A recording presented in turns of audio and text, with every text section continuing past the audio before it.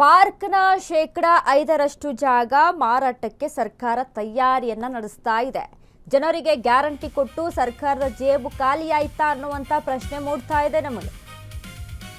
ಹೌದು, ಸದ್ಯಕ್ಕೆ ನಮಗೆ ಬರ್ತಾ ಇರುವಂತದ್ದೇ ಆ ಪ್ರಶ್ನೆ. ಯಾಕೆ ಅಂತ ಅಂದ್ರೆ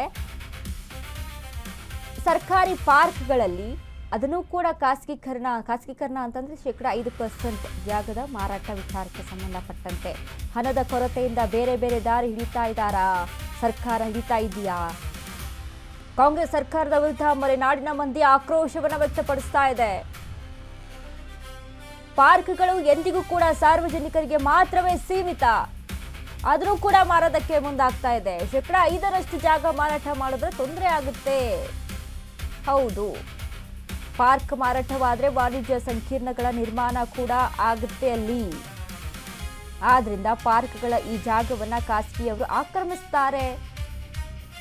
ಮಾರಾಟ ಮಾಡಿದ್ದಾರೆ ಅಂತಂದ್ರೆ ಬಿಡ್ತಾರ? ಕೈ ಸರ್ಕಾರದ ಈ ನಿರ್ಧಾರದಿಂದ ಖಾಸಗೀಕರಣ ಆಗುತ್ತದೆ. ಹೌದು, ಸಾರ್ವಜನಿಕರ ಒಪ್ಪಿಗೆ ಪಡೆಯದೆ ಸರ್ಕಾರದ ನಿರ್ಧಾರ ಸರಿಯಿಲ್ಲ. ಇದು ಕಾಂಗ್ರೆಸ್ ಸರ್ಕಾರದ ಈ ನಿರ್ಧಾರಕ್ಕೆ ಮಲೆನಾಡಿಗರು ಗರಂ ಆಗಿದ್ದಾರೆ. ಅವ್ರು ಯಾಕ್ರಿ ಸಾರ್ವಜನಿಕರ ಪರ್ಮಿಷನ್ ಅನ್ನ ಕೇಳ್ತಾರೆ? ಪ್ರಜೆಗಳಿಂದ ಆಗಿಲ್ಲ, ಈಗ ಸರ್ಕಾರ ಆಯಾ ನಾಯಕರಿಂದನೇ ಆಗ್ಬಿಟ್ಟಿದೆ. ಅವರವರು ಡಿಸೈಡ್ ಮಾಡ್ತಾರೆ ಎಲ್ಲ. ವಿದ್ಯುತ್ ಖಾಸಗೀಕರಣ ಕೂಡ ಹೆಂಗ್ ಮಾಡೋದಕ್ಕೆ ಮುಂದಾಗಿದ್ರು, ಜನ ರೊಚ್ಚಿಗೆದ್ದ ಮೇಲೆ ಸುಮ್ಮನೆ ಬಿಟ್ರು. ಬಟ್ ಇದೀಗ ಪಾರ್ಕ್ಗಳಲ್ಲೂ ಕೂಡ ಅದರಲ್ಲೂ 5% ಜಾಗವನ್ನ ಮಾರೋದಕ್ಕೆ ಮುಂದಾಗಿದೆ ಅಲ್ರಿ ಸರ್ಕಾರ. ಈ ಸಿಟಿಗಳಲ್ಲಿ ಎಲ್ಲ ಅದೇ ನಾನು ಹೇಳ್ದೆ ಆಗಲಿ ಅಂದರೆ ಒಂಚೂರು ಏನಾದರೂ ನೇಚರನ್ನು ಸವಿಬೇಕು ಅಥವಾ ಹೋಗಿನ ರಿಲ್ಯಾಕ್ಸೇಷನ್ ಮಾಡಬೇಕು ಅಂತ ಅಂದರೆ ಈ ಪಾರ್ಕ್ಗಳು ಬೆಳಗ್ಗೆ ಆದರೆ ಸಾಕು, ಎಷ್ಟು ಜನ ಅಲ್ಲಿ ವಾಕಿಂಗ್ ಮಾಡ್ತಾ ಇರ್ತಾರೆ, ಎಷ್ಟು ಜನ ಅಲ್ಲಿ ವ್ಯಾಯಾಮ ನಡೆಸ್ತಾ ಇರ್ತಾರೆ, ಚಿಕ್ಕ ಪುಟ್ಟ ಮಕ್ಕಳು ಕೂಡ ಅಲ್ಲಿ ಓಡಾಟವನ್ನು ನಡೆಸ್ತಾ ಇರ್ತವೆ. ಸದ್ಯಕ್ಕೆ ಎಲ್ಲಿಗಾದರೂ ಒಂಚೂರು ಮೈಂಡ್ ಫ್ರೆಶ್ಗೆ ಹೋಗಬೇಕು ಅಂತ ಅಂದರೆ ಪಾರ್ಕ್ಗಳ ಮೊರೆ ಹೋಗ್ತಾರೆ ಜನ. ಅದನ್ನೂ ಕೂಡ ನೀವು ಖಾಸಗೀಕರಣ ಮಾಡ್ತಾ ಇದ್ದೀರಾ ಅಂತ ಅಂದರೆ ಅದನ್ನು ತೆಗೆದುಕೊಂಡವರು ಯಾಕೆ ಸುಮ್ಮನೆ ಇರ್ತಾರೆ? ಅಲ್ಲಿ ವಾಣಿಜ್ಯ ಕಟ್ಟಡಗಳ ನಿರ್ಮಾಣ ಆಗೇ ಆಗುತ್ತೆ. ಬಟ್ ಇದರಿಂದ ನಿಜಕ್ಕೂ ಸರ್ಕಾರ ಯಾಕೆ ಈ ಮಟ್ಟಿಗೆ ಇಳಿತಾ ಇದೆ, ಎಲ್ಲವನ್ನ ಕೂಡ ಮಾರಾಟಕ್ಕೆ ನಿಂತಿದೆ ಅಂತ ಅಂದಾಗ ಇನ್ನೇನು ಮಾಡುತ್ತೋ?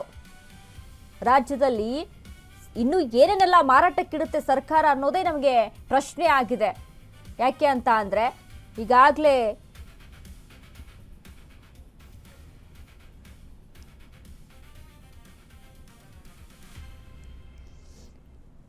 ಈ ರೀತಿಯಾಗಿ ಆಗಿದೆ ನೋಡಿ ಅಲ್ವಾ. ಈ ಪಾರ್ಕ್ ಅಂತ ಅಂದಾಗ ನೋಡಿ, ಹಿರಿಯರು ಮಕ್ಕಳು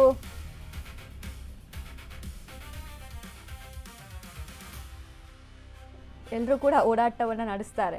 ಹಂಗಾಗಿ ನಿಜಕ್ಕೂ ಸರ್ಕಾರದ ಜೇಬ್ ಖಾಲಿ ಆಗ್ಬಿಟ್ಟಿದೆ, ಖಜಾನೆ ಖಾಲಿ ಆಗಿದೆ. ಸರ್ಕಾರ ಗ್ಯಾರಂಟಿಗಳನ್ನ ಯಾರು ಜನ ನಿಮ್ಗೆ ಕೊಡಿ ಅಂತ ಹೇಳಿಲ್ಲ.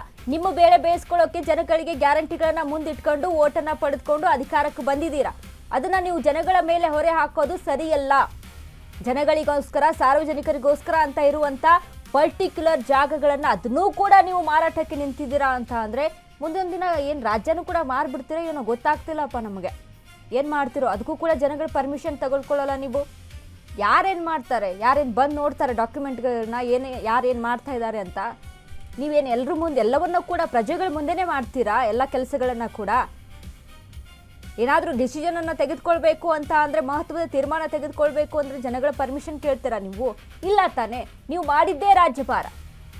ಇದೀಗ ನಿಮ್ಮ ಗ್ಯಾರಂಟಿಗಳಿಂದ ಬೊಕ್ಕಸೆಯನ್ನು ಖಾಲಿ ಮಾಡ್ಕೊಂಡು ಅದನ್ನು ಸಾರ್ವಜನಿಕರ ಮೇಲೆ ಹೊರೆ ಹಾಕ್ತಾ ಇದ್ದೀರಾ ಅಲ್ವಾ? ಸಾರ್ವಜನಿಕರ ಜಾಗ ಅದು.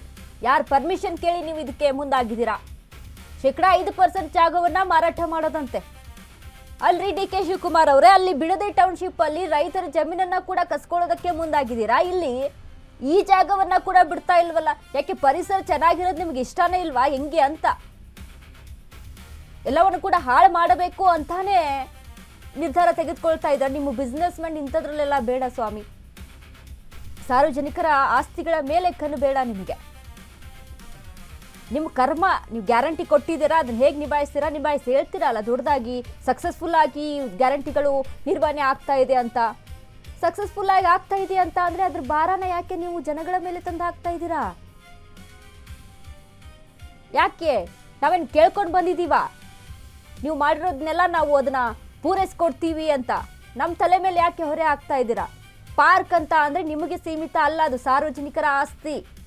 ಅದ್ರ ಮೇಲೆ ನಿಮಗೆ ಯಾವುದೇ ರೀತಿಯಾದಂಥ ರೈಟ್ಸ್ ಇಲ್ಲ ತೆಗೆದುಕೊಳ್ಳೋದಕ್ಕೆ, ಪರ್ಮಿಷನ್ನ ತೆಗೆದುಕೊಳ್ಳೋದಕ್ಕೆ, ನೀವು ಅದ್ರ ಮೇಲೆ ಯಾವುದೇ ರೀತಿಯಾದಂಥ ಕ್ರಮವನ್ನು ತೆಗೆದುಕೊಳ್ಳೋದಕ್ಕೆ ನಿಮ್ಗೆ ರೈಟ್ಸ್ ಇಲ್ಲ. ಜನ ರೊಚ್ಚಿಗೆದ್ರು ಅಂತ ಅಂದಾಗ ಮುಂದಿನ ಬಾರಿ 2028ಕ್ಕೆ ಅಧಿಕಾರಕ್ಕೆ ಬರಬೇಕು ಅಂತ ಏನು ಗೋಲನ್ನು ಇಟ್ಕೊಂಡು ಕೂತಿದ್ದೀರಲ್ಲ, ಮತ್ತೆ ವಿಧಾನಸೌಧದ ಮೇಲೆ ಕಾಂಗ್ರೆಸ್ ಧ್ವಜ ಹಾರಬೇಕು ಅಂತ, ಅದೆಲ್ಲವೂ ಕೂಡ ಬರೀ ನನಸಾಗೆ ಉಳಿಯುತ್ತೆ. ಡಿ ಕೆ ಶಿವಕುಮಾರ್ ಥಿಂಕ್ ಮಾಡಿ.